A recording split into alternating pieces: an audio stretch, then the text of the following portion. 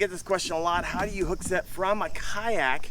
There's definitely some nuances. You would think that'd be no different than hook setting from the bank or from the boat, but it's not. One, you're sitting down, something you're not typically doing whenever you're hook setting from a kayak.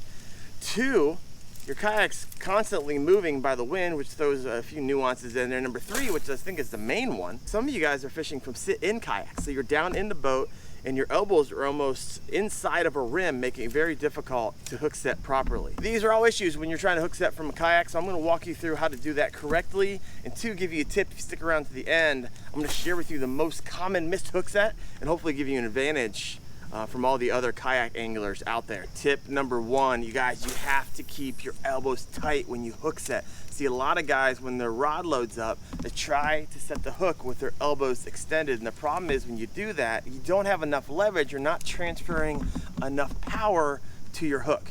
So by keeping your elbows tight, what you're gonna wanna do is use the torque of your body to snap that rod, transfer that power, and pin that bass. The second tip is using the correct hook set for the type of lure that you're using.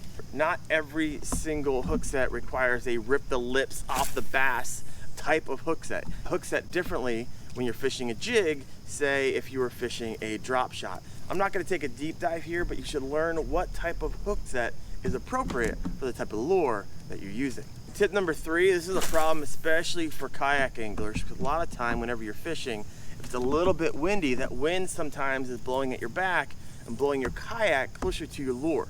So whenever you do get a hook, or whenever you see that you have a fish, you set the line, but actually what you're doing is setting a lot of slack line, and so you try to reel again and set it for the second time, but by that time the fish already knows that that lure in their mouth is fake, and that fish is adios. How to hook set from a kayak. Tip number four, this one I'm actually using right now because I'm fishing a wacky worm, which requires a retrieve, like a tug, tug, tug, pause, tug, tug, tug, pause.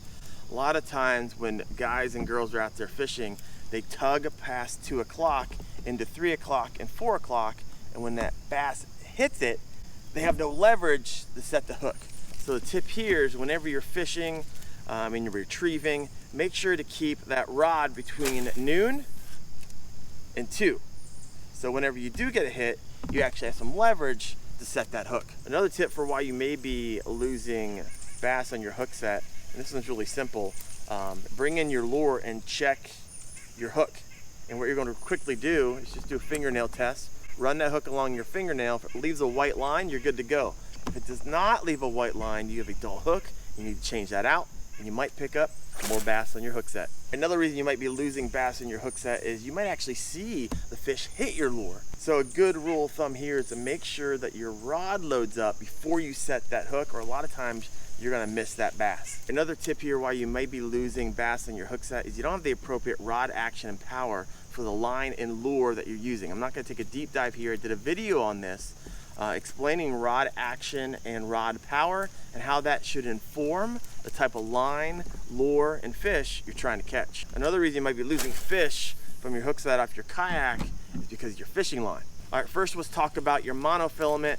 Monofilament's gonna float on top of the water, but it's also gonna give a lot of stretch, up to 25%, which is kind of crazy, which is really great if you're trying to keep a fish on because it's giving that stretch you need. However, you're losing a lot of power when you're trying to hook set with monofilament because it stretches so much. Next is the fluorocarbon, which is my favorite, which I'm using right now fishing a wacky worm. I got 8-pound fluoro. Fun fact, fluorocarbon actually stretches more than mono, but it takes a lot of time to stretch it. So in the context of setting the hook with fluorocarbon, it's not gonna stretch near as much as your monofilament is. All right, the third is your braid. It's virtually not gonna stretch at all. However, it is visible, and the unique about braid is it actually floats on top of the water. So if you're fishing a lure where you're trying to transfer as much power as possible, braid is going to be your go-to. I get the question often on a lot of my videos, Daren, why do you carry so many rods and reels with you? I have 6 behind me. To be honest with you, I carry more because depending on where I'm fishing and what I'm fishing for and what lure I'm using is going to determine the type of rod power, the type of rod action, the type of line I'm going to be using, and the gear ratios I'm going to be using. So if you're interested in learning more about gear ratios and how it should inform the line and lures that you're using, I did a video on that, and I'll throw that in the description below.